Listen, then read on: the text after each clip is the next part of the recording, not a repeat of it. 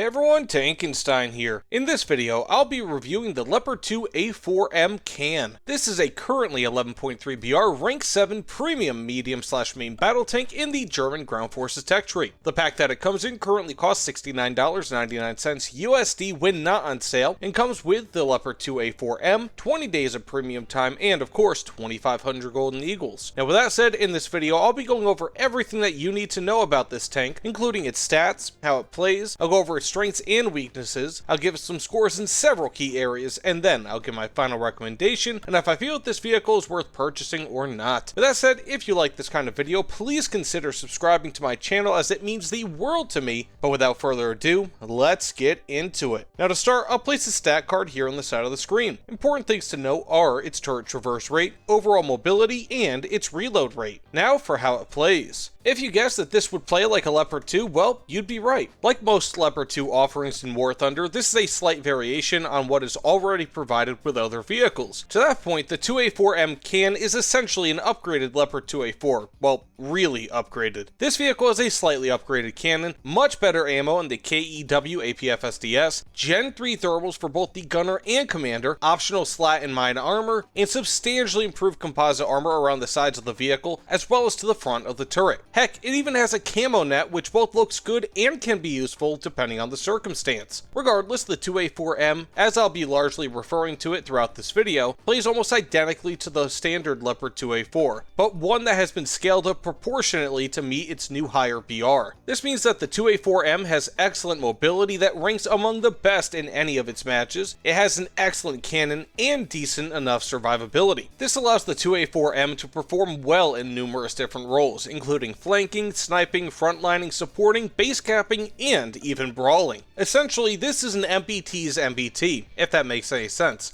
It can do pretty much whatever you ask of it, and do it well. Unfortunately, however, the frontal armor, especially what you find on the hull, is a bit lackluster and won't protect against a lot of similar or higher BR foes, so in such cases you may want to avoid brawling. As I'll go over, despite the additional armor, the survivability on this vehicle is likely its main fault, and even then, it's not really all that bad. In all though, the 2A4M has a powerful armament, awesome mobility, and good enough survivability, where you can do essentially what you want with this vehicle, and for the most part survive. The 2A4M is deceptively powerful, even more so than what the stat card might suggest. What I will say though is that due to pretty much everything I just said, along with its amazing Gen 3 thermals, the primary roles are likely going to be flanking and sniping with this vehicle. It acts like a big gun light tank, but of course with more armor and sand scouting abilities. To me, that means that this is a very powerful vehicle. Now for its strengths and weaknesses, and first for its strengths. This vehicle features the KEW APF SDS shell, which has over 580mm of armor pen at max. This gives it better armor penning capabilities than almost all other premium high tier tanks. Second, this vehicle has Gen 3 thermals on both the gunner's and commander's optics, which are excellent regardless of the BR. Third, this vehicle has a great turret traverse rate of between 28 and 40 degrees per second depending on crew skill. For its fourth strength, it has a very good 12 times zoom on gunner's optics. Fifth, insofar as composite armor is concerned, the 2A4M can has a very good amount of it, especially for not being the highest BR currently in War Thunder. More so, while not having a ton of armor on the front, the 2A4M does a great job of surrounding the vehicle in fairly usable composite screens. For its sixth strength, this vehicle features blowout panels in the back of the turret to help prevent ammo rack explosions from killing the crew. Seventh, this vehicle has excellent mobility in spite of the very good armor on this vehicle. It weighs barely more than the standard 2A4M while carrying far more composite armor, so long as you remove the largely useless mine protection and slat armor modifications. Beyond this, this vehicle has great cannon depression and elevation angles of between -9 and +20 degrees. And finally, the 2A4M features premium RP and SL bonuses. Now for its weaknesses. First, the reload rate, while not terrible, is meh, and sits between 6 and 7.8 seconds depending on crew skill. Though Russian tanks are typically around 6.5 seconds, this is a guaranteed reload rate as they have an autoloader, and most Abrams are also going to be able to blow this thing away quite literally with their reload rate. Second, this vehicle lacks a top-mounted HMG, but at least has an LMG in its place. Third, the 2A4M has huge antennae on the back that will give away your position when you're behind cover. Fourth, this vehicle has many frontal weak spots, including the cannon breech, turret ring, gunner's optic, driver's hatch, and lower glacis. Fifth, The 2A4M lacks timed fuse HE shells to beat airborne threats. And finally, somewhat similar to my other weak spot weakness, this vehicle has no improvement to the upper glacis armor over the standard 2A4, which means that this is a fairly easy kill when hit in that area. Now with all that said, let's get into how I score this vehicle. First, for armament, I give it a 7.75 out of 10. The main strength of this armament is in its KEW APF SDS shell that can pen up to 583mm of armor. This easily puts it in the upper echelons of premium tank shells at this BR. Because of this, and its Gen 3 thermals, the 2A4M easily scores very high in this category. Unfortunately, that's basically all that this vehicle has. It lacks any sort of versatile HE shell, such as time or proximity fuse, and lacks a top-mounted HMG. Thankfully, it still has an LMG, so that counts for something, but really not all too much. Further, the reload rate is average at this BR at best, and lacks the guaranteed speed that an autoloader provides. Still, the cannon and shell are both fantastic. It'd be better if this had an L55 cannon, but beggars can't be choosers. The 2A4M is still mighty powerful with or without that bigger cannon. Now for mobility, I give it a 7.75 out of 10. Simply put, you really can't beat the mobility on the 2A4M with other MBTs. It's about as good as you can get in War Thunder, especially if you remove the slat and mine protection, both of which weigh a combined 3.9 tons. By the way, my 7.75 out of 10 score is with those things removed. If you keep them both on, it'd probably be closer to a 6.75 out of 10, and with one or the other, it's probably closer to 7.25 out of 10. Regardless, the speed on this beast is formidable and will allow you to move as quickly as you want, which will then allow you to play almost any way that you want. To me, that's as much as you can ask for mobility in a tank, and the 2A4M delivers. Now for survivability, it's a little bit more complicated, and I give it a 5.75 out of 10. While composite armor on Western tanks such as the 2A4M can be largely circumvented by APF SDS shells, it can still hold up very well to heat shells. This means that, while the side armor on the 2A4M won't do much outside of defending against some autocannons and straight shots from MBTs, it will still be able to protect against rockets fired at you from an aircraft, such as helicopters. This, believe it or not, is very useful, and may even allow you to survive in scenarios that most other tanks will not. Further, the external composite screens, of which are best against chemical weaponry, are typically around 100mm thick and cover the sides of the vehicle until about the final third of the front of the engine area. This is impressive coverage and isn't seen until the Leopard 2 PSO, though admittedly the PSO has thicker composite armor and is thus much better protected. Turret cheeks aren't nearly as good as what is present on the 2A5 and 2A6, despite looking similar. Still, the armor here is just good enough to defeat practically all heat FS and a decent amount of APF SDS, as long as that shell isn't directly hitting a weak spot like with the optics. While the 2A4M lacks ESS, I don't know how much of a weakness that truly is at this BR, as most tanks have thermals and as such will easily be able to see through ESS cover. With all of these things considered, including the fact that it has a total of 4 crew instead of 3, and also has blowout panels, I'd say that the survivability on this vehicle is good, but not great. It will survive weaker shots to the side that other tanks likely wouldn't, but also won't survive shots to the front that you would expect it to handle with ease. Basically, the 2A4M has pretty decent armor everywhere, rather than having great armor on the front and little armor everywhere else, like most other tanks have.